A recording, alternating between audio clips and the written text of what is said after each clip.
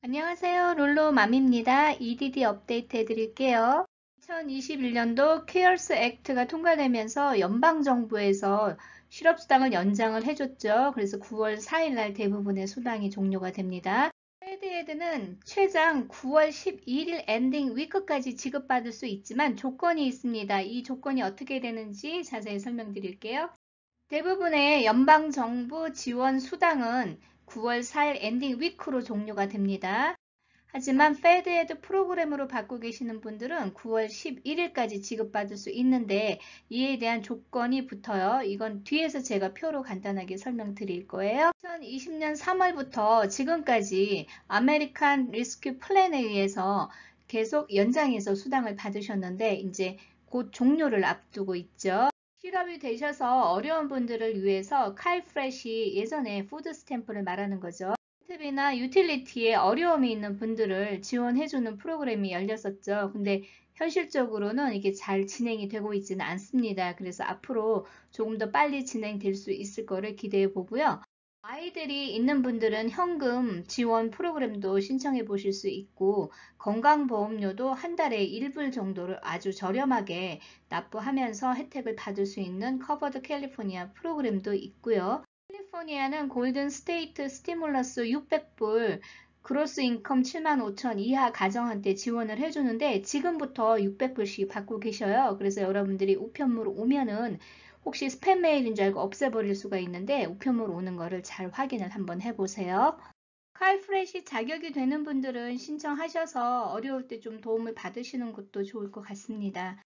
UI, 패드헤드, PUC로 수당을 받고 계시는 분들 중에서 스케줄 C 자영업 인컴이 넷인컴 5,000불 이상 나는 분들은 MEUC 프로그램으로 주 100불을 추가로도 받을 수 있는 자격이 되죠. 2020년부터 실업수당을 받으셨던 분들은 2019년도 텍스 리턴 자료를 업로드 하시면 되고 2021년부터 수당을 받으신 분들은 2020년도 세금보고 자료를 업로드 하시면 됩니다. 스케줄 C의 넷인컴, 즉 라인 31이죠. 5,000불 이상이고 이하인 경우에는 자격이 되지 않습니다. 그리고 PUA로 받는 분들도 자격이 되지 않습니다. 2020년 12월 27일부터 소급해서 적용하기 때문에 9월 4일 엔딩 위크까지 자격이 되는 분들은 총 up to 36주까지 페이먼트 받으실 수 있죠. 36주니까 총 3,600불까지 받을 수 있다는 계산이 나오는 거예요. 고용주들이 워크 쉐어링 프로그램에 참여하는 분들은 팔타임이라 하더라도 굳이 활동을 하지 않아도 수당을 계속 받으실 수 있습니다. 하지만 지금 현재 시스템상으로 워크 쉐어링 프로그램에 고용주가 참여하신 분들이 서티파이 하실 때 온라인으로 진행하지 못하고 페이퍼 서티피케이션으로만 진행할 수 있도록 되어 있어요. 고용주가 워크 쉐어링 프로그램에 참여하려면 온라인으로 간단하게 신청하실 수 있습니다. 많은 분들이 지난주나 지지난주에 워크 설치 리퀘어먼트에 대한 안내를 받으셨을 거예요. POA를 받는 분들도 마찬가지고요. POA를 받는 분들 중에서 자영업자이신 분들은 구직 활동이 아니고 비즈니스 활성화를 위한 노력들을 한 그 기록을 구직 활동 정보로 입력하실 수 있고 자영업을 더 이상 하지 않는 분들은 여전히 UI 받는 분들과 동일하게 구직 활동을 하시면 되는 거예요. 칸을 입력하는 게 구직 활동 정보 그대로 되어 있기 때문에 이걸 헷갈리실 필요가 없습니다. 그냥 그 칸에 여러분들이 비즈니스 활성화를 위한 광고 혹은 세미나 아니면 아마존이나 이베이에 등록하는 거 이런 것 또한 구직 활동 정보를 똑같이 입력하실 수 있어요. 패드헤드 프로그램으로 수당을 받고 계시는 분들은 구직 활동을 매주 3개 이상 하셔야 되고요. 온라인으로 등록을 하셔야만 수당 받는데 문제가 없고요. 기타 다른 수당을 받는 분들은 매주 1개 이상만 하시면 되고 구직 활동 정보도 반드시 온라인으로 입력하는 건 아닙니다. 옵션이죠.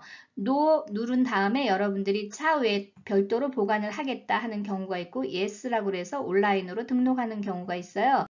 하지만 NO라고 해서 여러분들이 별도로 자료를 보관하겠다 그럴 경우에 차후에 EDD가 서류를 제출하라고 그럴 때 더 심사를 강화할 수 있기 때문에 약간 리스크가 있어요. 그래서 되도록이면 온라인으로 이왕 데이터가 있다면 등록을 하시는 거를 제가 권장을 해드려요. 여기 리스트된 대부분의 연방정부 지원 프로그램은 9월 4일 엔딩 위크로 끝나요. 그래서 9월 4일 엔딩 위크지만 실제로 설티파이 하는 날짜는 9월 5일부터 시작을 하죠. 그때까지 설티파이 하시고 그 뒤에는 이제 수당이 완전히 종료가 되는 거예요. PUA는 Disaster Assistance로 나와 있고요. PEUC는 Extension Tier 2 혹은 Extension Tier 2 Augmentation으로 나와 있어요. 연방정부 추가지원금 300불은 FPEUC죠. 그리고 MEUC 자영업 소득이 있는 분들 100불 추가로 주는 거 이것도 모두 9월 4일 엔딩 위크까지 종료가 됩니다. 하지만 페드에드 같은 경우에는 9월 11일 엔딩 위크까지도 지급을 받을 수 있다고 그래요. 그러니까 한 주가 더 받을 수 있는데 자 조금 헷갈릴 수가 있죠. to 20주까지 지급을 해주기로 했었지만 실업률이 감소되는 여러 가지 데이터베이스로 인해서 up to 13주까지만 지급해주는 걸로 줄어들었어요. 그래서 8월 7일까지 20주가 소진되는 분들은 다 20주까지 받지만 8월 7일 이후로 넘어가는 분들은 13주 이상 받았을 경우에는 13주로 끝내겠다는 거죠. 단 조건은 클레임 밸런스가 남아 있어야 돼요. 클레임 밸런스가 소진돼 버리면 9월 11일까지 지급되는 게 아니에요. 가령 13주까지 지급을 해주지만 그 밸런스가 9월 4일까지밖에 남아있지 않았다 그러면은 11일까지 지급받는 게 아니고 9월 4일로 끝나는 거예요. 9월 4일 이전에 페드에드가 끝나면은 PEUC로 연장돼서 한 주라든지 이렇게 9월 4일 엔딩 위크까지는 수당을 받을 수 있어요. 하지만 페드에드 밸런스가 있을 경우에만 엔딩 위크 9월 11일까지 지급받고 만약에 9월 4일까지 클레임 밸런스가 다 소진되면은 9월 4일로 끝나는 거예요. 13주를 지급받지 않더라도 이게 연방정부 규정입니다. 조금 헷갈리시면 이 화면을 멈춰서 이렇게 순서대로 보시면 이해하시는 데 도움이 될 겁니다. 오늘 간단한 뉴스 업데이트 정리해 봤습니다. 도움이 되셨으면 좋겠습니다. 좋은 하루 되시고요. 좋아요, 구독 부탁드립니다. 감사합니다.